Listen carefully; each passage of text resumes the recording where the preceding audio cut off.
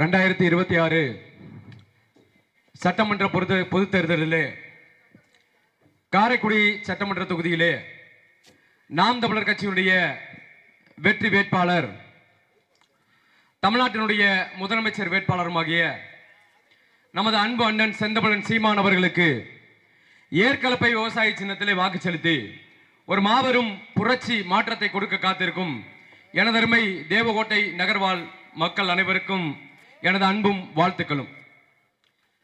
எல்லாருக்கும் ஒரு சிந்தனை வந்திருக்கும், என்னமோ சீமானனை ஜெயிச்சிட்ட மாதிரியே அன்பும் வாழ்த்துக்களும் அப்படின்றாரு அப்படின்னு. உறுதியா 2026 சட்டமன்ற தேர்தலில் எங்களுடைய அண்ணன் செந்தமிழன் சீமான் அவர்கள் வென்று சட்டமன்றத்துக்குள்ள போகிறது உறுதி, எந்த மாற்று கருத்தும் இல்லை.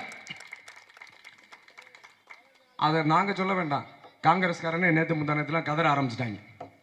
பார்த்தோம்ல, அண்ணன் சொன்னார்ல கொஞ்ச நேரத்துக்கு முன்னாடி, அரிய வகை ஆமை, அரிய வகை பூனை, அரிய வகை ஜந்தெல்லாம் வெளியில தலையை காமிக்க ஆரம்பிச்சிச்சுன்னு. அந்த மாதிரி இருக்க ஒரு அரிய வகை ஆமை தான் கார்த்திக் சிதம்பரம். நம்ம எல்லாருக்குமே தெரியும் இல்லையா? வெளியில இருந்து வந்தவங்களுக்கு தெரியுதா என்னன்னு தெரியல, ஆனா நமக்கு தெரியும். ஐயா ஒண்ணும் இல்லையா, அவங்க கட்சி தலைவர் ராகுல் காந்தியுடைய பதவியை பறிச்சுட்டாங்க.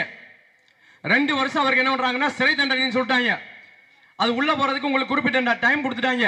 அந்த டைம்குள்ள நீங்க ஜாமீன் வாங்கிக்கலாம், அந்த வழக்கு நீங்க மேல்முறையீடு போலாம்னு.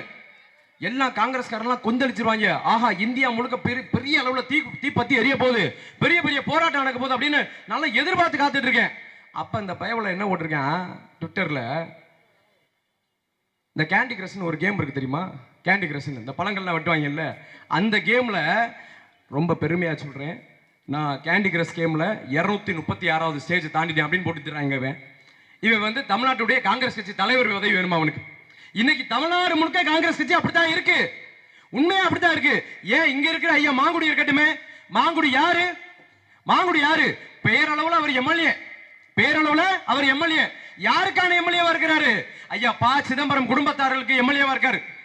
அவங்க காற்று இடத்துல மேயறதுக்கு, நீட்டு இடத்துல பாயிறதுக்கு தான் அவர் இருக்காரு தவிர மக்கள் பிரச்சனை எந்த பிரச்சனைக்கு அவர் வந்து நின்னார். ஒரே ஒரு விஷயத்துக்கு வருவார். அந்த எம்எல்ஏக்கு நான் ஒரு பேர் வச்சுட்டேன். என்ன தெரியுமா?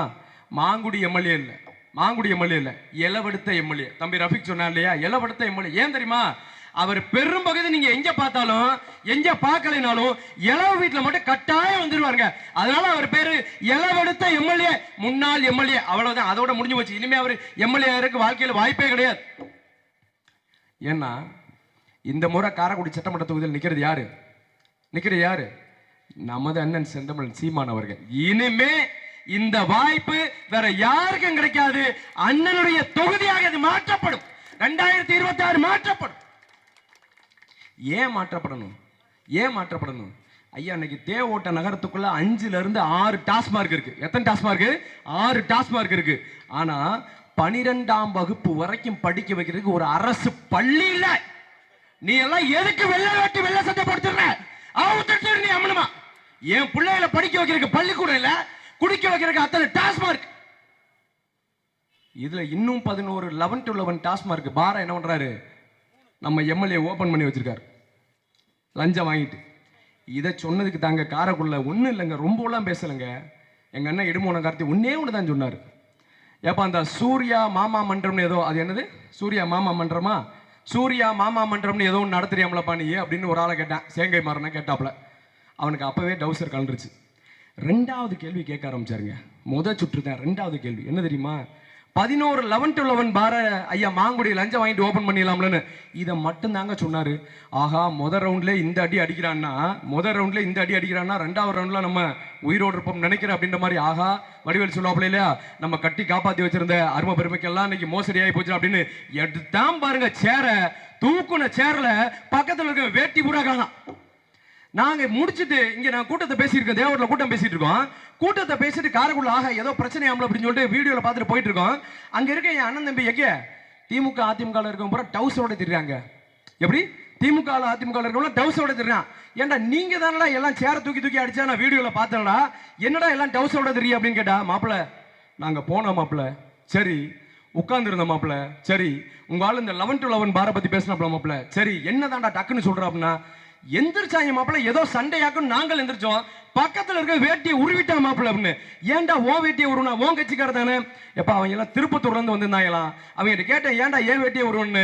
எங்களுக்கு அதெல்லாம் தெரியாது, சண்டேன்னு வந்தா வேட்டியை உருவன் ஐயா, அவன் கட்சிக்கார வேட்டியை அவன் உருவிட்டான், அம்புட்டு பேர் உருவிட்டா அம்மனு மாத்திடுறாங்க. அட என்னடா இவ்வளவு கேவலமா இருக்கு அப்படின்னு. அப்படி காசு அவங்க கட்சியெல்லாம் ஒண்ணும் தெரியாது, காசை கொடுத்து கூட்டி வந்திருக்கான், சண்டை வந்தா வேட்டியை உருவு. எவ்வளவு மோசமான சூழ்நிலை இருக்கும் பாருங்க.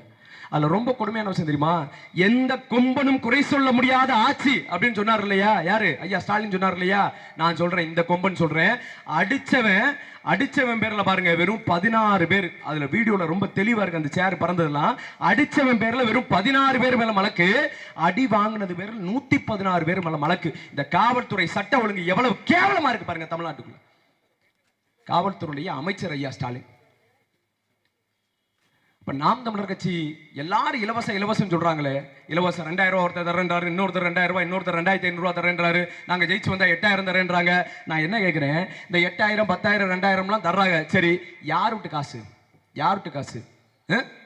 ஐயா ஸ்டாலின் கொடுக்கிற அந்த 2000 ரூபாய் எந்த வயல்ல போய் எந்த வயல்ல களை எடுத்த காசு? அவங்க அப்பா சம்பாதிச்ச காசா?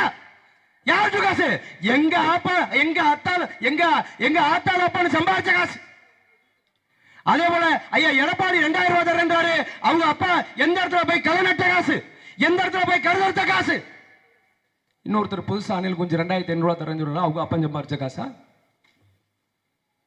இதே காளையர்கோட்லையும் இதே இளையாங்குடியிலையும் இதே சருகநிலையும் எங்க ஆத்தாலும் அப்பன்னு இந்த வெயில நின்று கத்தரிக்காய விளைய வச்சு, அதே மாதிரி வெண்டைக்காயை விளைய வச்சு, அவரைக்காயை விளைய வச்சு, கொஞ்சம் கொஞ்சமா கொண்டாந்து இந்த தேவ ஓட்டையில காரைக்குடியில இந்த மார்க்கெட்ல போட்டு வித்து சம்பாதிச்ச காசு, அதுல இருந்து 10 ரூபாய் அடைச்சா 2 ரூபாயை நீ திருடிட்டு போய் எனக்கே திருப்பி கொடுக்குற.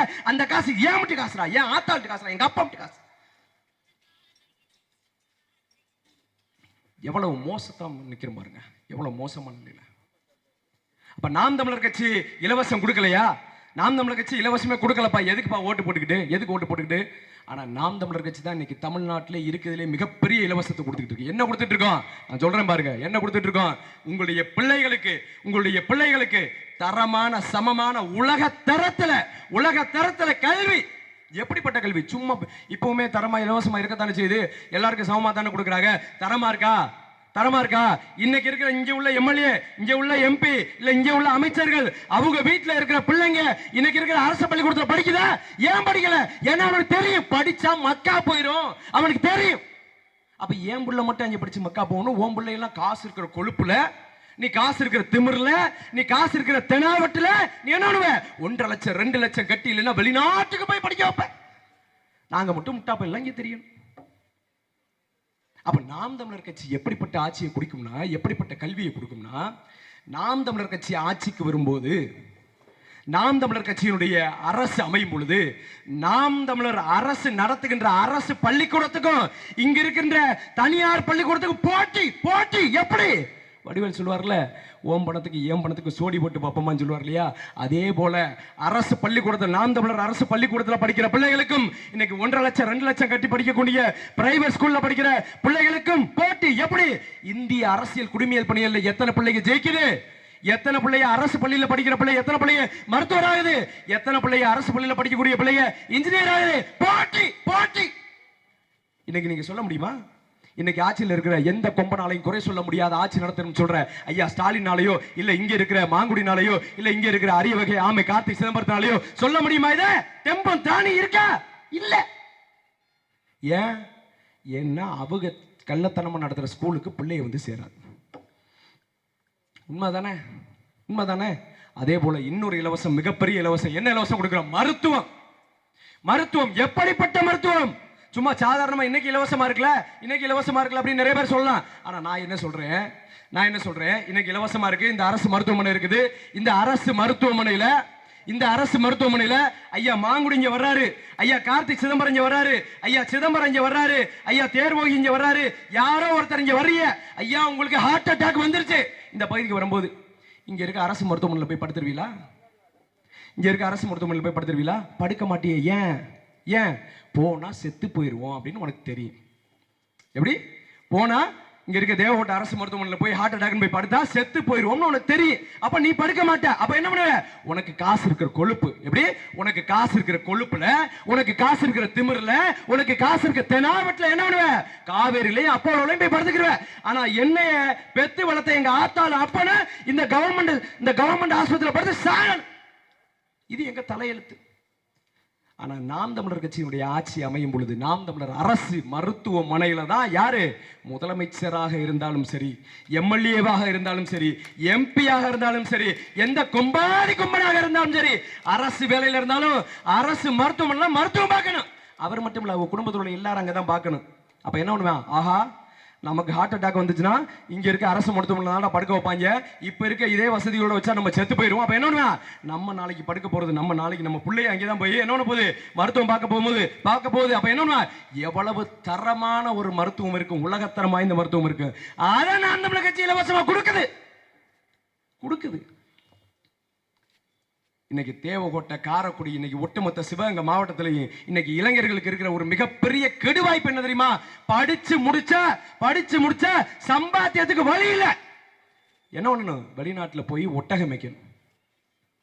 5 வருஷம் போய் கடத்திட்டு இங்க வீட்டுக்கு வரும்போது அவனை பெத்து வளர்த்தால ஆத்தா, பெத்து வளர்த்த ஆத்தா பொட்டு வச்சு பூ முடிச்சு அவனை அழகா, எவ்வளவு அழகா இருக்கன்னு பார்த்து வளர்த்தால அந்த ஆத்தா உயிரோடு இருக்க மாட்டான். காசே இல்லைனாலும் பரவாயில்ல, நீ நல்லபடியா இருப்பா அப்படின்னு சொன்னாங்கல்ல, அந்த அப்ப உயிரோடு இருக்க மாட்டான். ஏன் காரணம் என்ன? 5 வருஷம் அங்க போயிருந்து உழைச்சிட்டு வரக்குள்ளாடி இங்க பெத்த ஆத்தாலாம் பொண்ணு செத்து போயிருப்பாங்க. இவ்வளவு மோசமான சூழ்நிலையில தான் இன்னைக்கு காரைக்குடி சட்டமன்ற தொகுதி இருக்கு. அப்ப இதையெல்லாம் மாற்றணும்னா இன்னைக்கு படிச்ச இளைஞனுக்கு என்ன பண்ணணும்? இந்த பகுதியிலே அவனுக்கு அரசு வேலை, அரசு சம்பளம், குறைஞ்சபட்சம் 25,000 ரூபாய் குறைஞ்சபட்சம் வருமானம் உள்ள ஒரு அரசு வேலையை நாம் தமிழர் கட்சி ஒவ்வொரு வீட்டுக்கும் கொடுக்குது. இதெல்லாம் நாங்க செய்யறோம். அப்ப என்ன பண்ணுங்க? சிந்திச்சு பாருங்க. தயவு செய்து போட்டு கிழிக்கிற சட்டை, போட்டு கிழிக்கிற சேலை, இது என்ன பண்றோம்? 1000 முறை பாக்குறோம். தண்ணிக்குள்ள முக்கி பாக்குறோம். சாயம் போகுமா, கிழிஞ்சு போயிருமான்னு பாக்குறோம் இல்லையா? நம்மள 5 வருஷம் ஆள போற ஆட்சியாளர்கள் என்ன பண்ணுங்க? தயவு செய்து ஆராய்ஞ்சு பாருங்க. இவன் நல்லவனா, இவன் என்ன கொள்கை இருக்கு அப்படின்றத பாருங்க. பார்த்து ஒரே ஒரு முறை எல்லாருக்கும் போட்டாச்சு. பிஜேபிக்கு போட்டாச்சு, காங்கிரஸுக்கு போட்டாச்சு, டிஎம்கே போட்டாச்சு, ஏடிஎம்கே போட்டாச்சு, எல்லாருக்கும் போட்டாச்சு. என்ன பண்ணுங்க? தயவு செய்து ஒரே ஒரு முறை இந்த ஏற்கலப்பை விவசாயிக்கு ஒரே ஒரு முறை உங்களுடைய நன்றி கடனை செலுத்துங்க. ஏப்ரல் 23ஆம் தேதி ஒரே ஒரு முறை ஒரு வாக்கை மட்டும் செலுத்தி விடுங்க. ஓட்டு பாருங்க, அப்புறம் பாருங்க நாட்டை. புரட்சி எப்போதும் வெல்லும். நாளை வெல்லும் நாம் தமிழர் கட்சியுடைய அரசு அதை சொல்லும். நன்றி, வணக்கம். நாம் தமிழர்.